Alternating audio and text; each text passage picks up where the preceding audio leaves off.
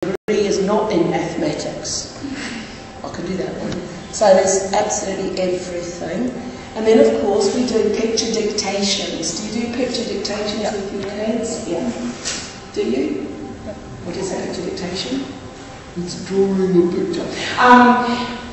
My children have a rectangle, so I say draw a big rectangle. On the left, draw a tree.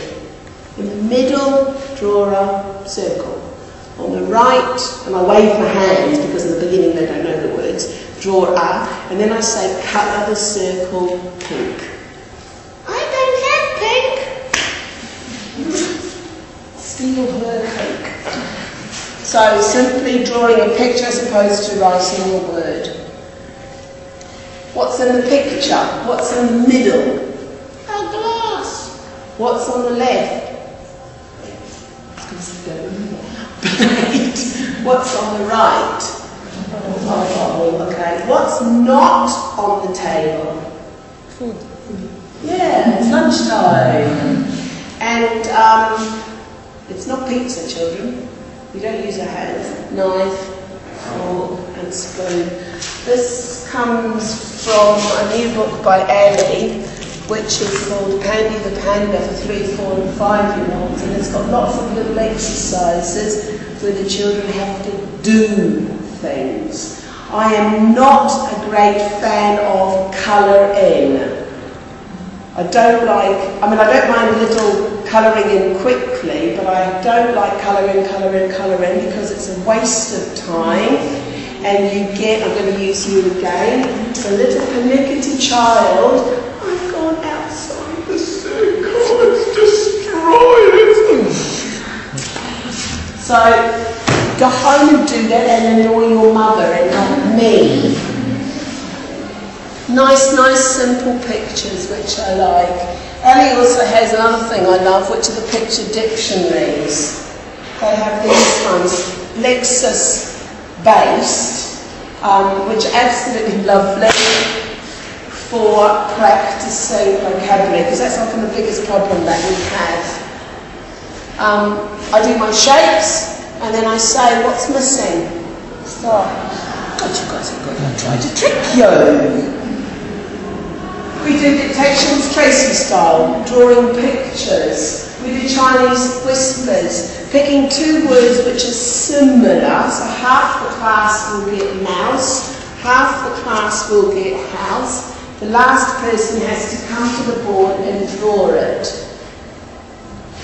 which is always very amusing because here they have house, here they have mouse. By the time they're at the bottom, they've switched.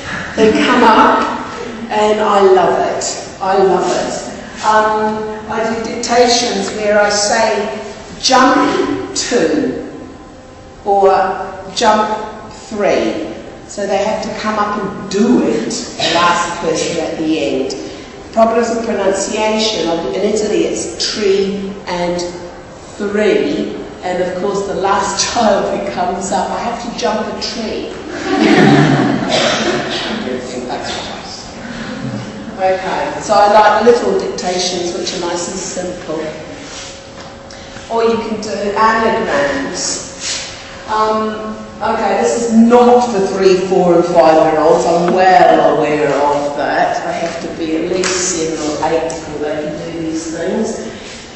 You probably remember an email that went around that the first and the last letter of the words are correct. The children or you can predict the word. This is true of people who are 10, 11, 12, not necessarily true of people who are 6, 7 or 8. But you can give them some help anyway. Do you do running dictations? Running dictation is wonderful if you have space. If you don't, forget it.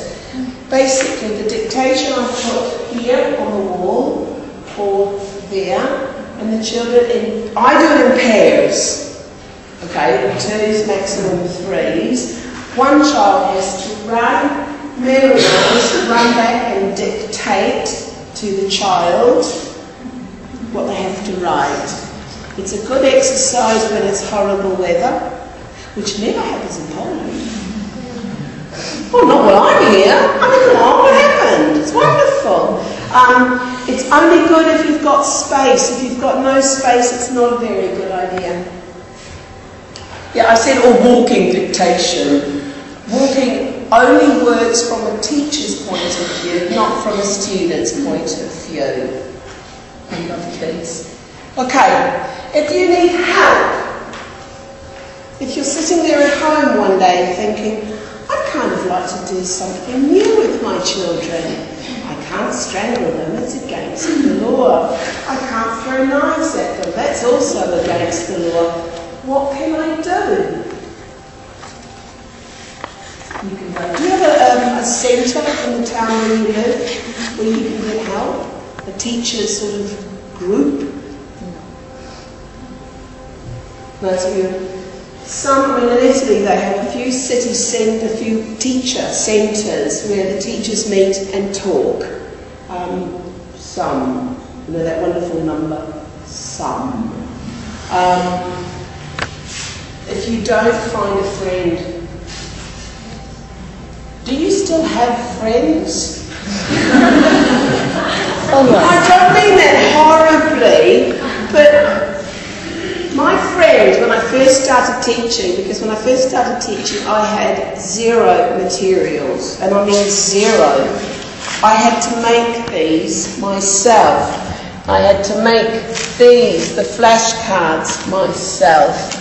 Now God has invented the publisher, and the publisher has the story cards, but thousands of years ago when I started, we didn't have flashcards, story cards. I remember going to school and saying, who has a mummy or a daddy or a big sister or a dentist that has magazines? Would you like to bring me some magazines? And going to the dentist, I know you will do it, so don't sit there and say you don't. You're at the hairdressers, you're at the dentist, the doctors with the magazines, and you